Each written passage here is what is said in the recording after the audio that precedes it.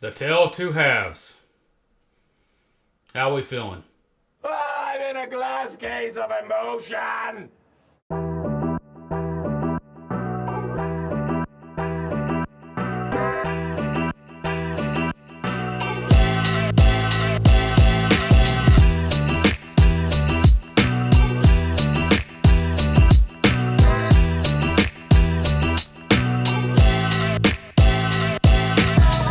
Welcome into the Gravity Design Lab studio. Let's get into the show.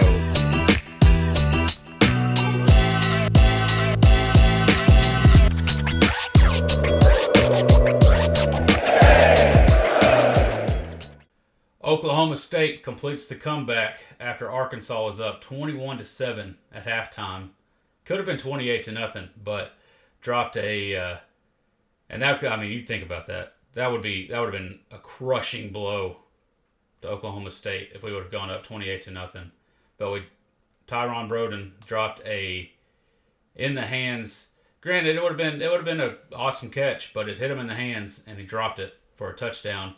2 plays later, Taylon Green, as he's getting hit, throws the ball and he gets picked, and nobody can catch him. It's pick six. Even Isaiah Sectania was trying to run him down, but big old lineman was in the way and just cut in front of him and made it to where he couldn't catch him. So they scored a pick six touchdown. That was the only points that Oklahoma State scored in the first half, and it was on their defense. So their quarterback saying, "We got dominated," talking about bulletin board material, blah blah blah blah blah blah blah. We didn't get dominated, unless you're talking about Arkansas dominating Arkansas. You have the defense held them scoreless through the whole first half, and into the third quarter, they only gave up 2 field goals. So that's pretty good. That's the first points this defense has given up this year, the whole year, both games. That was up to that point. 6 points in the third quarter on 2 field goals. That's pretty dang good.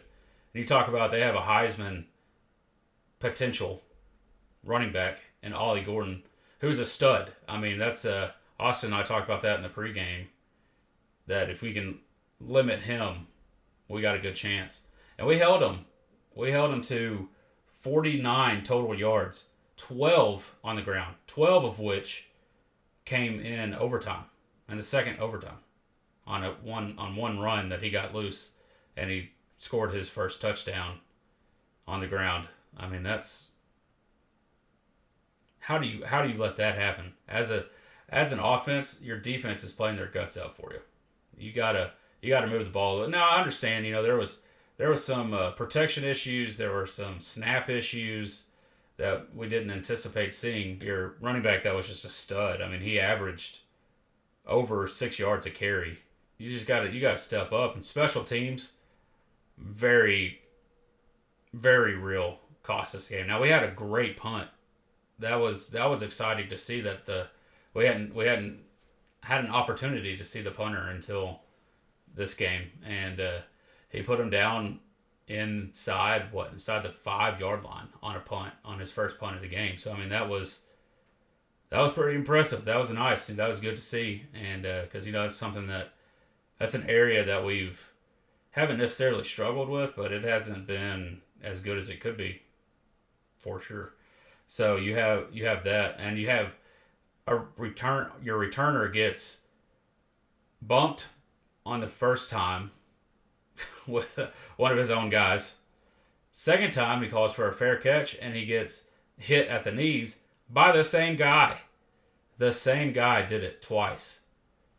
And that time you fumble it and you give him the ball at the 25, and they score a touchdown. I mean, you just can't do that. And you have the huge play that the defense gave up with the quadruple lateral flea flicker, reverse skippity-loo, wide open tight end streaking down the field. I mean, that's tough. But that was the worst play that they gave up. Overall, this is a second half that you got to look at it. You got to clean up some stuff. First half looked amazing. We looked like we could beat anybody in the country. One thing is for sure. Period. One thing is for sure. We have a defense now. Coach T. Will, Coach Marcus, Coach Adams. I mean, we got some guys on that side of the ball. So if our offense can get some things kind of cleaned up, they looked flawless against UAPB, which it's UAPB, so I would hope they would look flawless. And they looked almost flawless in the first half, except for that pick six and that drop pass. They looked pretty dang good in the first half. But, clock management issues at the end of the game nearly ran out of time to send it to overtime with a field goal. You missed a field goal, then you went for it 4th and 5, but it didn't quite get there. I don't mind that call. I mean, you're deep in the side. I think Sam even said, I don't second guess myself on that because you get it. You feel pretty good about being able to get 7, but you didn't get it. So that hindsight, that 3 points could have won you the game, but I would have made the same decision. I would have done the same thing. So I can't blame them there, but I think this team has a lot of potential. The defense is stacked. I think we're seeing that. Offense can be stacked. They have a lot of potential. This team's got a lot of talent. If we can just get a few things cleaned up, you never know. I still feel very solid in my 6-6, 7-5 if the right things go the right way. I mean, we have games that we should win coming up, even SEC games. Yes, we lost to a Big 12 school, but they're a top 15 team now.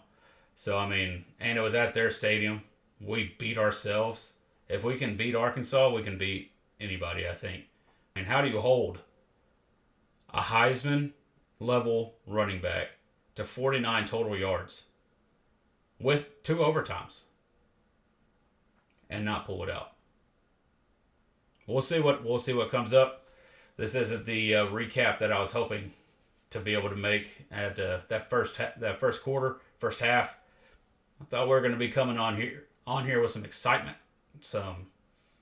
We just shocked the world by blowing out Oklahoma State at Oklahoma State.